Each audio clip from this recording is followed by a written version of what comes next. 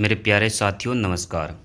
आज हम बात करने वाले हैं पीपीसी 2025 यानी कि परीक्षा पे चर्चा 2025 जो होने जा रहा है, उस कार्यक्रम में किस प्रकार से रजिस्ट्रेशन किया जा सकता है, हम यहाँ पर इसके बारे में बात करेंगे।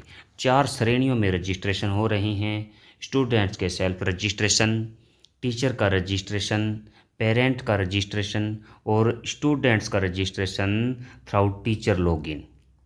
4 स्थितियों में यहाँ हमारे सामने रजिस्ट्रेशन होने हैं। टीचर के थ्रू जो स्टूडेंट्स का रजिस्ट्रेशन होना है वो किस प्रकार हम कर पाएंगे, एकदम आसानी से सरलता से जानेंगे पूरी प्रक्रिया को। आइए चलते हैं। ब्राउज़र में परीक्षा पे चर्चा 2025 टाइप कर लेंगे। टाइप करके सर्च करेंगे, हमारे सामने खुलकर आएगा परीक्षा पे चर्चा 2025 सबसे पहली साइट, और इस पर हम कर देंगे क्लिक। क्लिक करते ही हमारे सामने इस प्रकार से पेज खुलकर आता है जिसमें लिखा है पार्टिसिपेट नाउ, और यहीं पर हमको करना है क्लिक।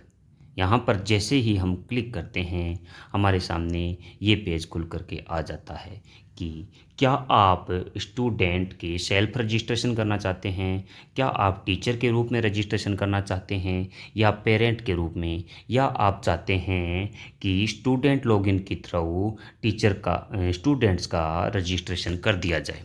आपको बता दूं कि जो ये स्टूडेंट का जो टीचर के थ्रू रजिस्ट्रेशन लॉगिन जो किया जा रहा है उसमें आप कितने भी बच्चों का एक शिक्षक के माध्यम से ही रजिस्ट्रेशन कर सकते हैं।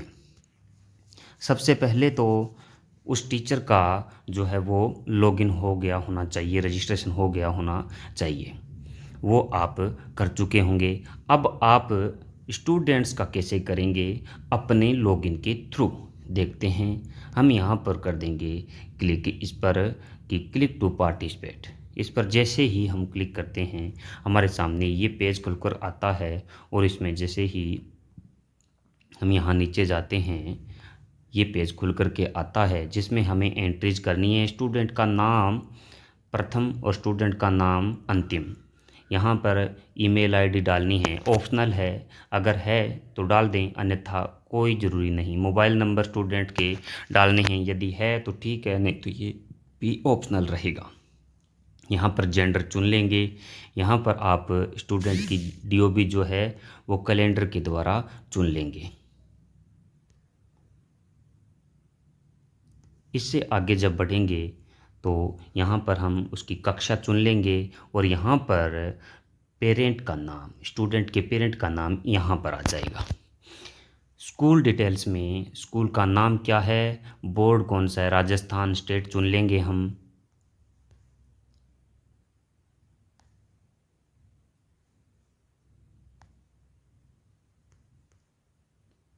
आगे जैसे ही हम कंट्री पर क्लिक करते हैं सामने इंडिया लिखा आएगी, लिस्ट खुलेगी, उसमें इंडिया पर क्लिक करके हम इंडिया चुन लेंगे।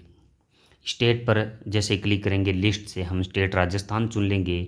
डिस्ट्रिक्ट से हम अपना डिस्ट्रिक्ट चुन लेंगे और यहाँ पर भर देंगे पिन कोड। इस प्रकार से हमें चुनना है। राजस्थान चुन लिया, फिर अगला जो हमारा डिस्ट्रिक्ट हमने चुन लिया, और इसके बाद में हमारे सामने जो खुल कर के आता है एक बॉक्स जिसमें हमें प्रधानमंत्री जी से जो प्रश्न पूछना हो, जो सृजनात्मक प्रश्न आते हैं वो किस प्रकार से हल किए जाएं, परीक्षा का भय कैसे दूर किया जाए, परीक्षा में बैठने से पूर्व किस किस प्रकार से मनस्थिति को सबल बनाया जाए, आदि आदि प्रश्न आप यहाँ पर लिख सकते हैं। मैंने बतौर नमूना यहाँ पर ये प्रश्न लिखा है, आप कोई भी प्रश्न यहाँ पर लिखेंगे।